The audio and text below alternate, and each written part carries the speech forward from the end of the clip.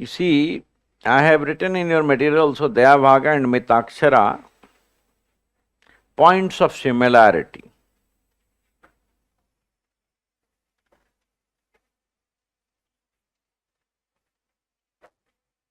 Ancestral property, same concept. Coparcenary can't start with female, same concept. Karta, same power. Every adult coparcener can ask for partition, same power. Presumption with regard to jointness, same.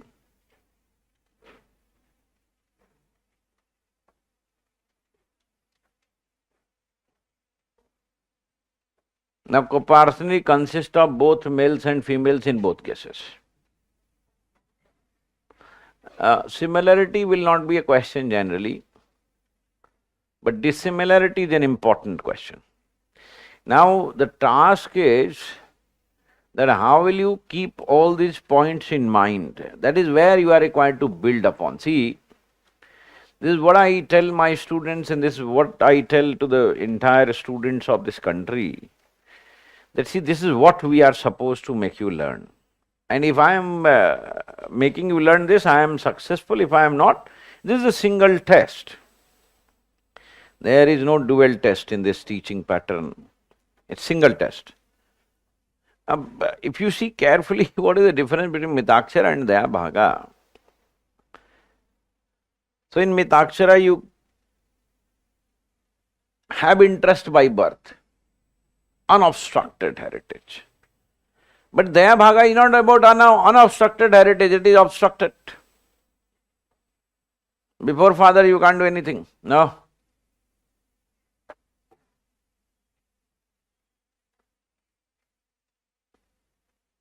So first point of difference is interest by birth or not by birth.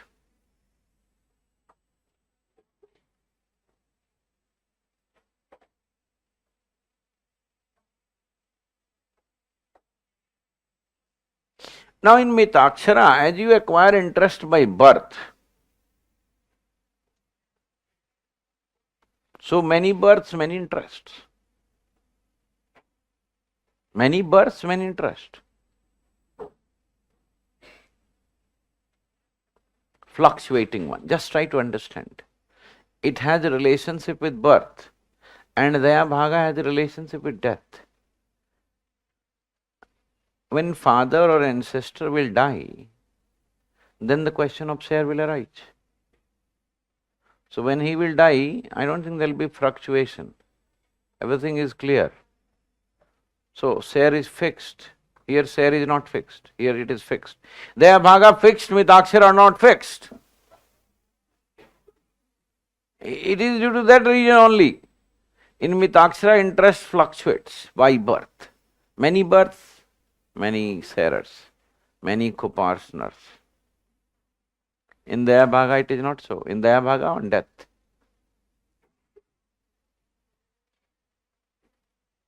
Pick these points which I am sharing right now.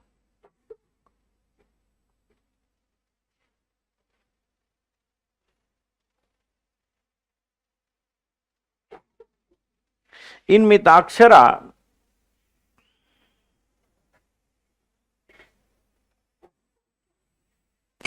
there is unity of ownership. Sab Malik. Obviously, unity of possession as well.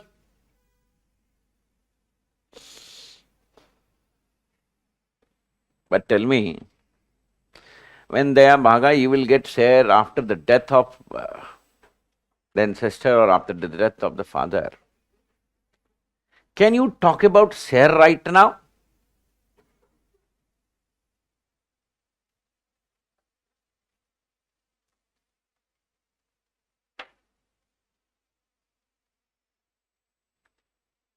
Can you talk about ownership right now? तो कोई honour ही नहीं है. Death, इंतजार करो कयामत तक. I'm not interested in telling you many points. I'm interested in telling you the methodology to learn. Just feel this difference.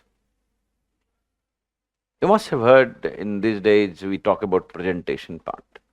Presentation is not about good music and good clothes. Presentation is all about how do you learn the idea. This is what is presentation. And this is what is true professionalism in presentation as far as teaching is concerned. You have written the next point. So, can you jot down this very simply?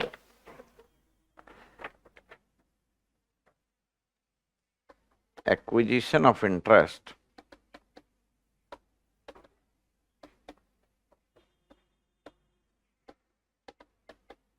by birth.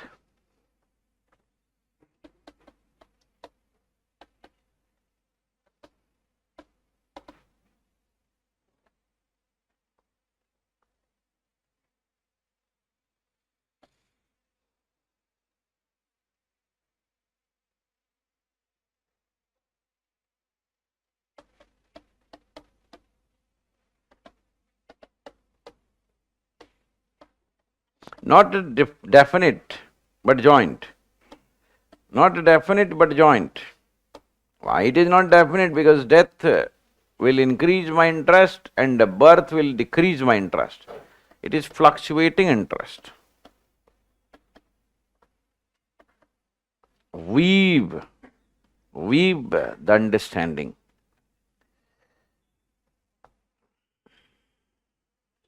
Not definite, no interest by birth, not a definite. Here, it is definite, sir.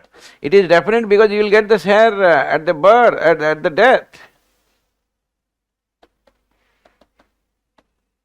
Generally, in case of at the death of father, the sons will get. That is the common example. Generally, I am writing generally because this is one example I am picking up.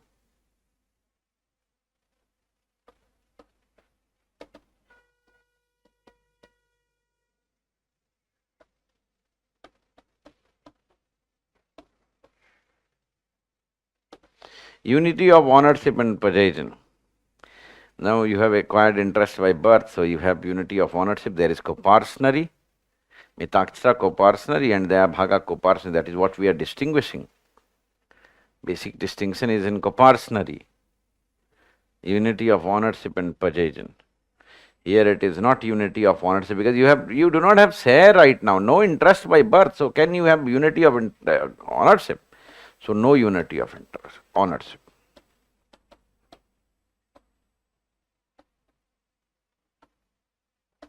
But only of possession.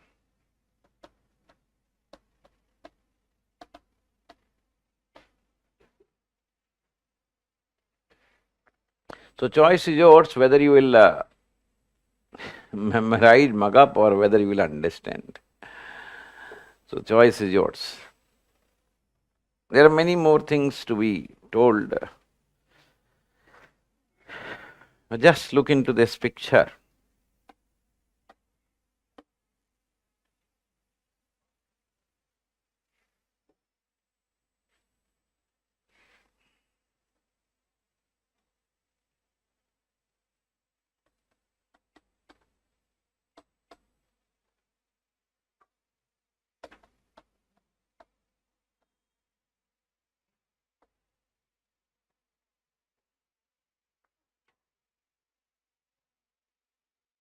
Father's right to female copartner. Now, can you see this?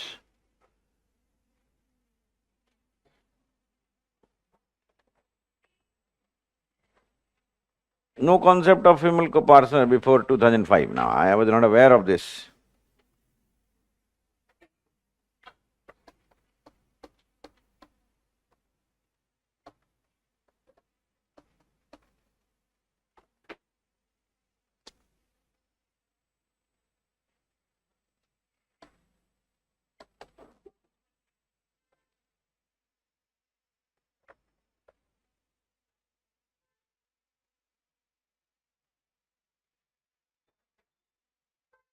In Dayabhaga, female was copartner.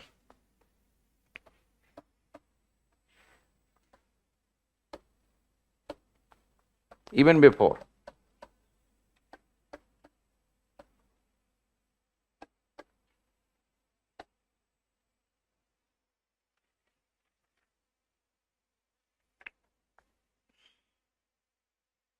Father's right to dispose. When I have got right by birth, so now suppose you are the son and you have father, now can father dispose of ancestral property without asking you? No, because you have got right by birth. So, no disposition of property by father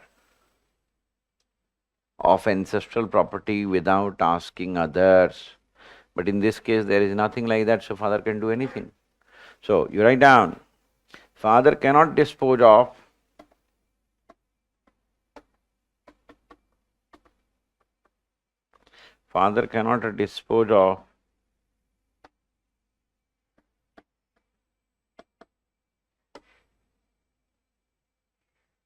ancestral property without consent of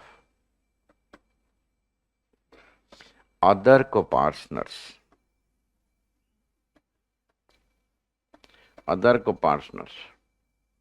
But here, father has absolute right, because you did not get any right by birth. You will get right when father will die.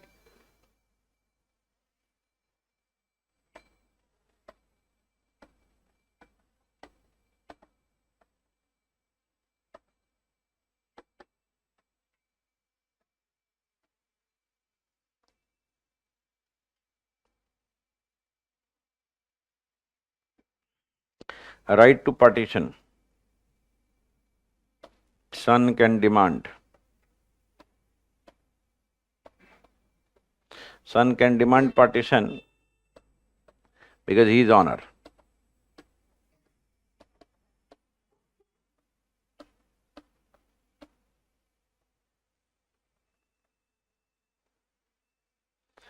Son cannot do so. You are still not honor, as he is not honor by birth. See, there is logic behind every statement which I am making. If you do not apply logic, you will memorize, and memorization is a difficult process without concept building. That is why I say that concept building is key in understanding of law, but people do not understand. They will read book, they will read material, they will not try to understand the concept.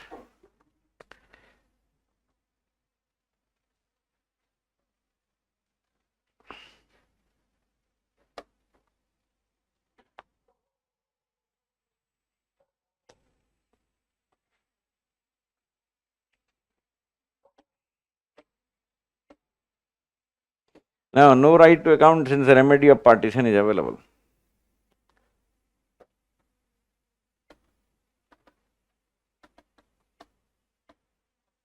No right to ask for account as right to seek partition is there.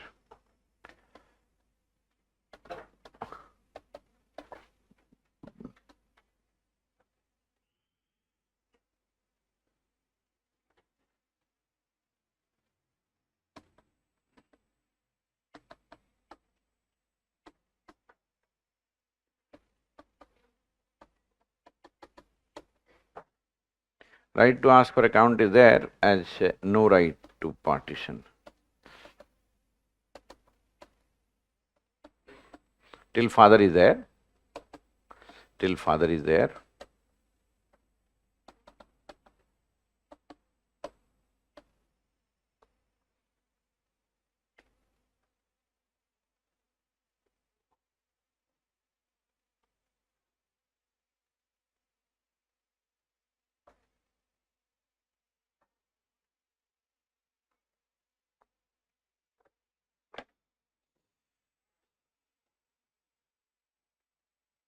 Right of purchaser at court sale.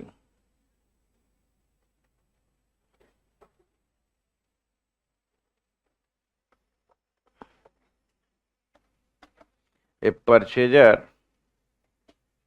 of co-partner's interest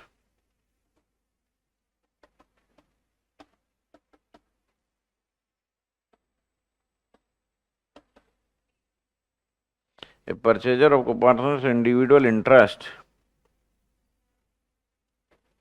A purchaser of co-partner's individual interest cannot be put into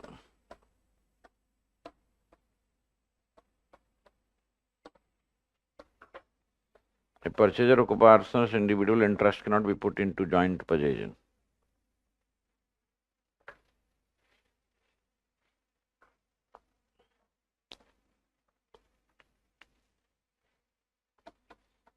Here,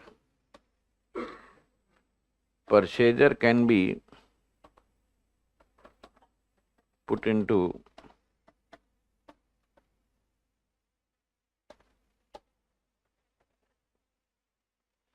joint possession in case of sale of share of co-partner.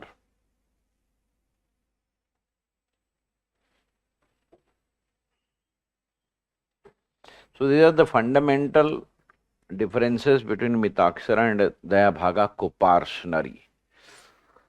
I hope you have understood this point.